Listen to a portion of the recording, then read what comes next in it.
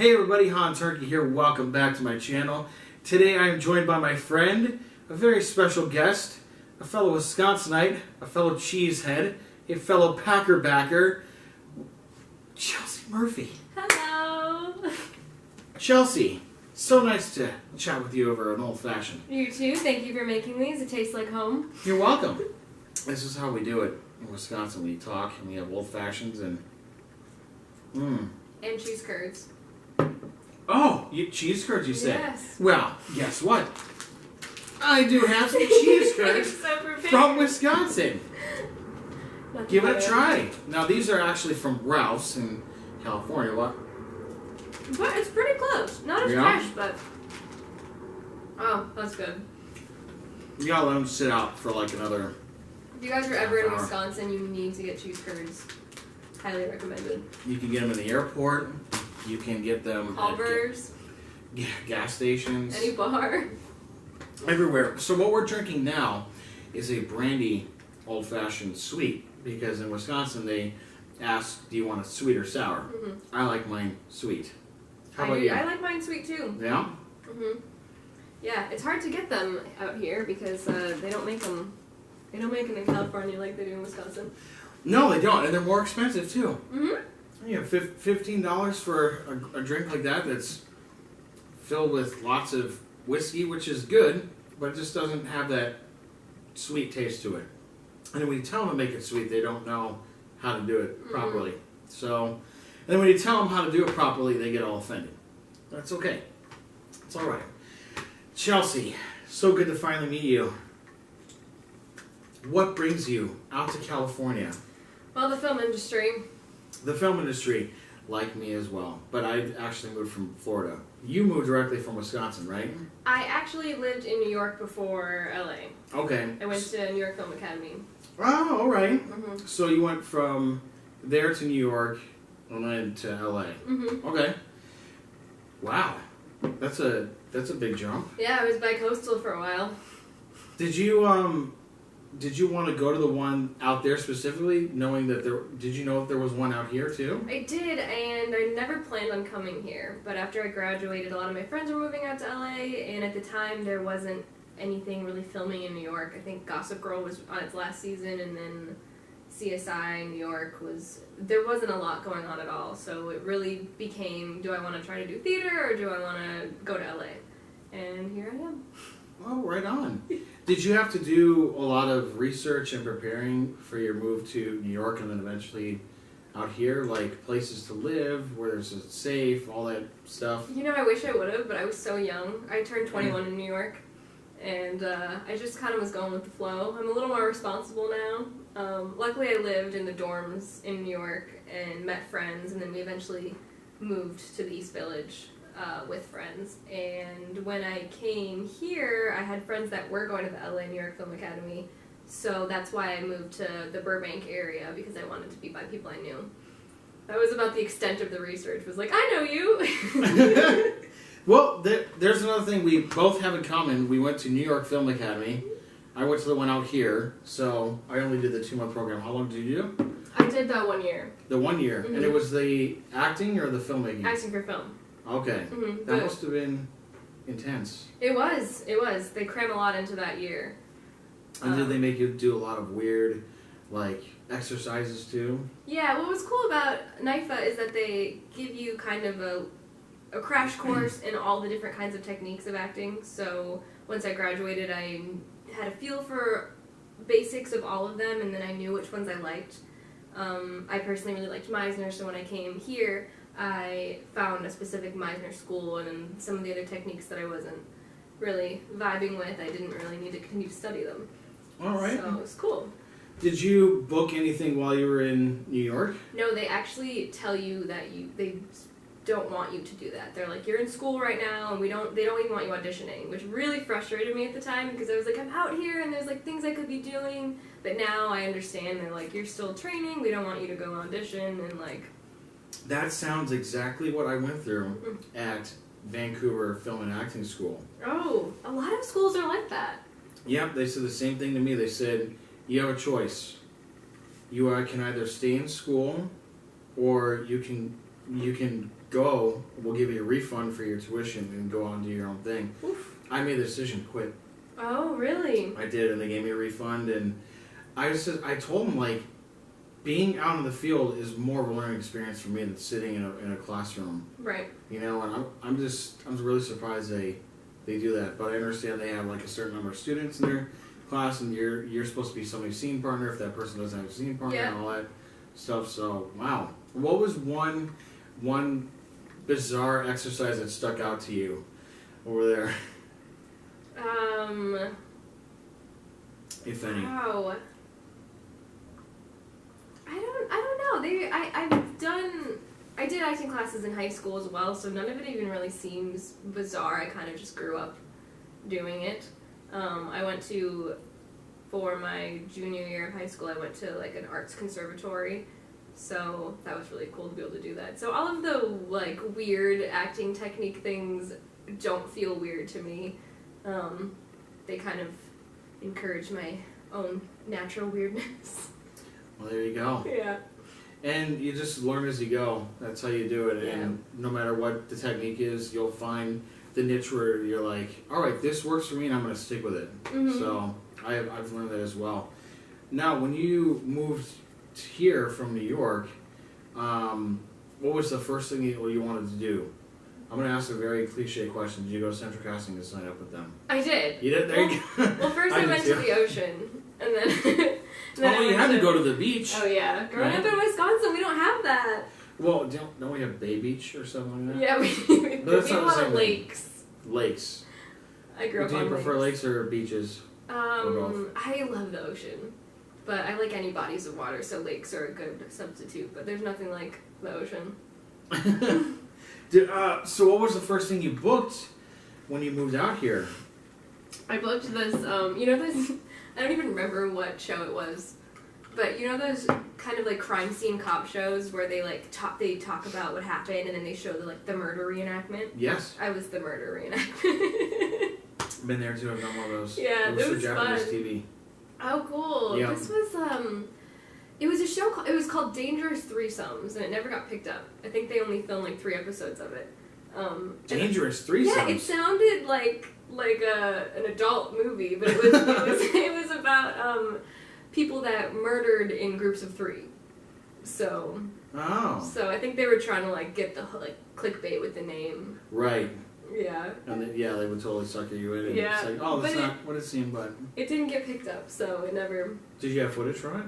I did. They snail mailed me a CD of it, and I think it was in like my first demo reel before I realized like I've got better stuff than this now. Hey, it happens. So they sent you a DVD. Uh-huh. Did you ever get anything on VHS? No. You got some on VHS. He's aging himself now. Yeah. Is there any particular project or movie, TV show, or commercial that you've worked on out here that's really had a profound impact on you, or and then is there anybody that you've wanted to work with that it came true you worked with that person? Not quite yet. Speaking of Central Casting, I did do a lot of background, so it was really cool watching actors that are successful and well known, like working and like kind of hanging out by Video Village and like hearing the direction and watching how that all changed. And on the flip side, it was also really cool watching new actors on like kind of lower on the totem pole shows that don't have like the best actings, because you can learn from that too. Like you can sit here and be like, oh my god, they're awful, or like watching these amazing actors that are like, being on set in general, even whether it was an indie film or background on a giant show, I just can't get enough of it. Is there like a show that you particularly enjoyed working a lot? Yeah, for background? Yeah. I used to work on Awkward all the time, and they were like a little family over there, and it was really cool, and like they would, they call you back if they like you, and it was almost like a little mini high school, because I was 22, so it was a great way to meet people too. I met a lot of people doing background that we worked on like short films together later. Mm-hmm. Especially when you first move out here, you don't know anyone. everyone says not casting directors, like acting teachers and stuff will say like, don't do background, but honestly, I don't. I think that you should. I think it's good to be on set. It really is good practice. Yeah. Because you get paid to watch. Yeah. And you get fed, and you get to just. Or I'd memorize my lines for a short while I was getting paid to be on a film set. Yeah, hang out holding. You get to talk to other actors and filmmakers too. Mm-hmm. You know what is funny is you notice over time when you do it often, those people that you see regularly, some of them start disappearing, and you're like, where'd they go? They're probably booking real things. They're booking real things, or I've talked to a lot of them that have just, I moved back, I couldn't take it anymore. Oh, yeah. So, I mean, hey, we've been out here for a while, so cheers. Surviving. For that. Now, going back to an earlier question I want to ask you too, was there any like movie or actress that inspired you to get started in acting at all? You know, there really wasn't. I wanted to be an actor since I found out what it was. I think I was probably like 3 and was watching like things, and when I realized like, oh, you can do this, like you can. I can't remember a time when I didn't want to be an actor. So it wasn't like a defining moment of watching a movie or seeing someone and being like, this is cool. It just was something that I always wanted to do. Even in high school, when people would be like, well, I mean, you need a backup plan, like, you need a real job. I'd be like, oh, I'm going to be an actress. There you go. I have the same thing, too. Yeah. But it's great when you move forward with all your goals, and then all those people that doubted you, they see what you're doing, and they're like, all right, well, my perception of that person has changed, and it's an awesome feeling. For sure. Now, I am finally expanding that a little bit. And I've realized that it's not just particularly acting that I'm in love with, but storytelling as a whole. Mm-hmm. So I do writing, and most recently I'm directing a feature. Basically any kind of way that I just want to tell stories. So that's what we are. Yeah. Storytellers. And we channel different things to tell those stories, so. Yes, exactly. Okay, I gotta hear the story about a sweatshirt. A jersey? A jersey, yes. You were telling me about a jersey, and then I want to ask you about your feature film. Okay. What's the sweatshirt, or the jersey story? Okay, I don't know if the non-Packer viewers will appreciate this, but I think you definitely will. I have a Kickers jersey, which is not common to own. I have a Crosby jersey. And I wish you would have told me that we were going to be wearing these, because I would have brought it. Thank you. Do you remember that game, what was it, like 2 years ago, the year before Rodgers got hurt? It was the game deciding who was going into the playoffs against the Cowboys.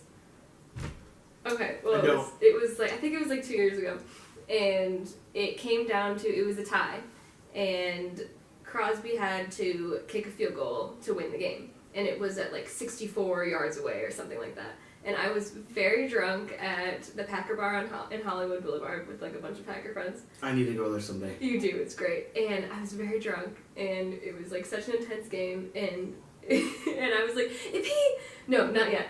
He makes the kick, right? And the Cowboys coach, I don't know his name, does that thing where he calls timeout right in time. Mm-hmm. And we were like, oh my god, that was such a like crazy kick to make. Is he going to be able to do it again?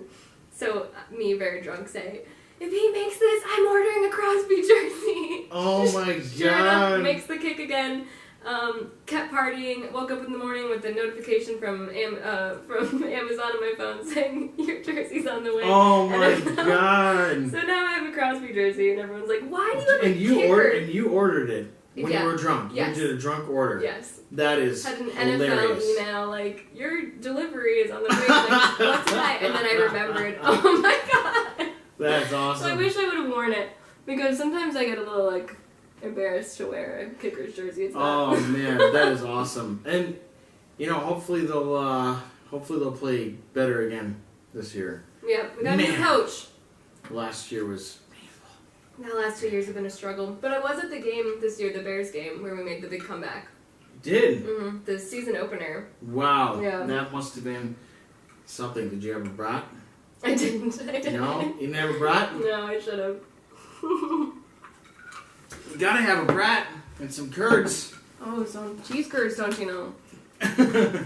So tell me about this feature film that you're directing. Are you acting in it as well? I do have like a little part near the end, but Okay. it's not. It's just a couple lines. I thought I would throw myself in there. No, you have to. Divulge. Tell the audience about your feature film that you have going on and how they can find more info about it. Yes. So, it's about 4 friends who decide to pull a heist on a music festival, which is very exciting. It's not quite a heist movie, as it is there's some comedic elements to it, but also some very serious points to it. It's a really good script. I'm very excited about it. The cast is amazing. We have a GoFundMe going on right now, which the link will be at the bottom. The link will be in I've always wanted to do this.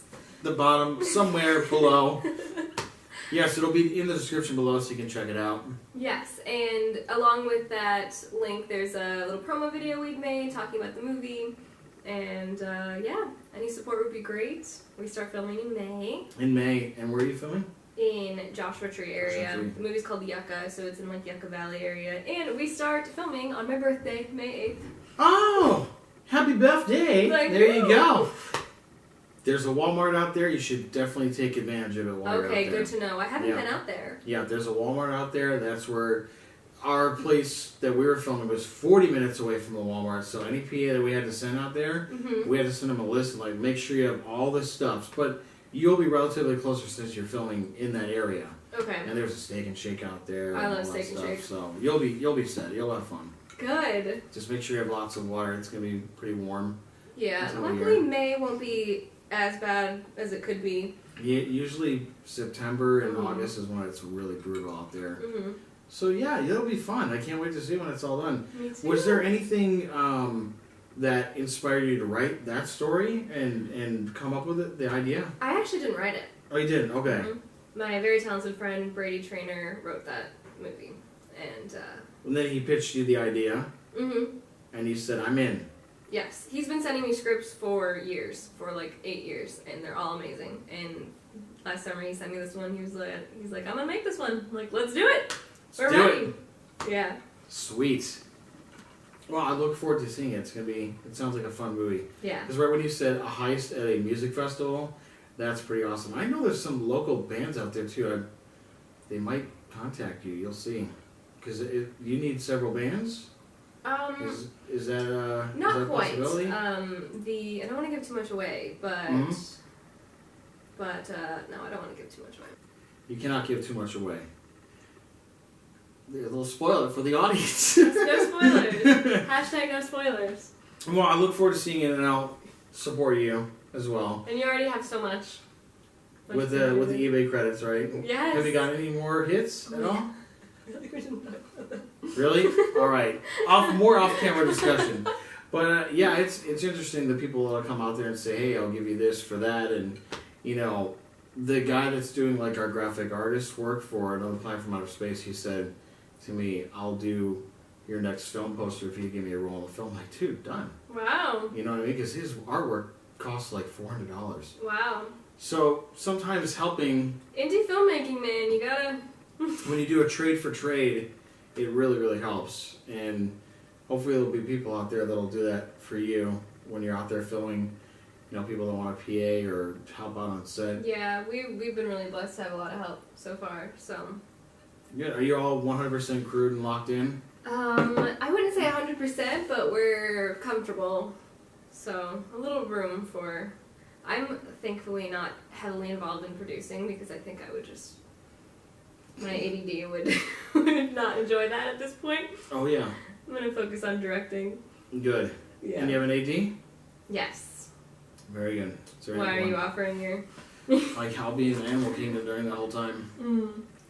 I don't end until like June 13th.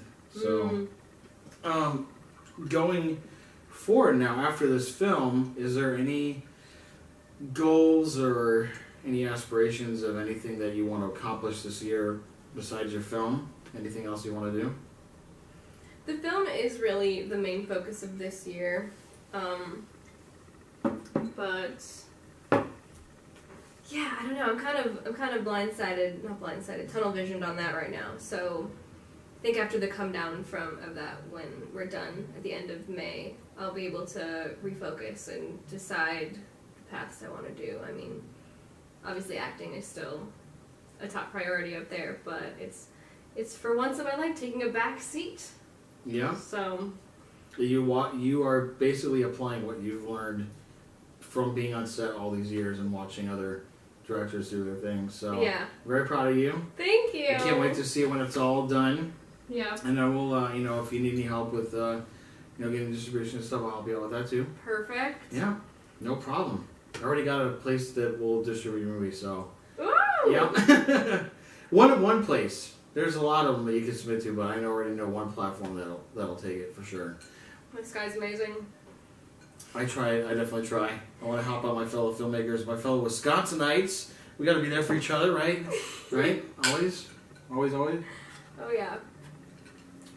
Is there anything that you would like to tell the audience to inspire them to become an actor, an actress, become a filmmaker, or just words of encouragement to anybody that's trying to explore this field or maybe make the big move out here? Anything you want to tell them? Yeah, I mean, as far as encouraging people to do this, I would not be encouraging people to do this. You gotta be crazy to, to do this. So make sure it's something that you 100% want before. And if it is, and you're already in the middle of it, and you're feeling stuck, like I'm sure everyone has that's, you know, doing things now, the best way to get out of that rut that I found, instead of waiting for an audition or waiting for a callback, all that stuff, is like things really start happening for me and for a lot of people that I talk to when they started making their own content and branching out and doing different kinds of things instead of just like sitting there waiting for the phone to ring. If you start making your own things and taking control of your own career, then things start coming back at you. I mean, people told me that too, and I was like, no, that's whatever. But it's so true. It's crazy. It's definitely something I've learned over the years being out here is you just gotta take control and start making your own things, and eventually people will start seeing your work and like, I want to hire you to do this for me. Right. So, and it works. It really does work. Yeah. It was very well said. Thank you. Anything else? Are you good? You want to curb before we call it a night? I'm good. Just, you know, try the old fashions. Maybe if he's nice, he'll put the recipe in the description. Oh, I actually have a video on how to make a brand new old fashioned. Go check out the brand new old fashioned video. No. You won't be disappointed. And check out the GoFundMe for Yucca. You won't be disappointed in that either. Yes, please. Please support Chelsea Murphy, her career, her film, and for more information, just go to the links below and check it out. Chelsea, thank you again. Thank you so much. Cheers. Cheers. This is already giving me a buzz. This is just a little one. It's already giving me a little buzz. He's been out of Wisconsin too long. Oh, yeah. If you're new to the channel, please subscribe. Hit the notification button below. That never gets old. Now, for more videos, more interviews, more food reviews, more Disneyland stuff coming your way. Thank you so much for joining us today. We appreciate it. This is Hans signing off, and Chelsea. Later.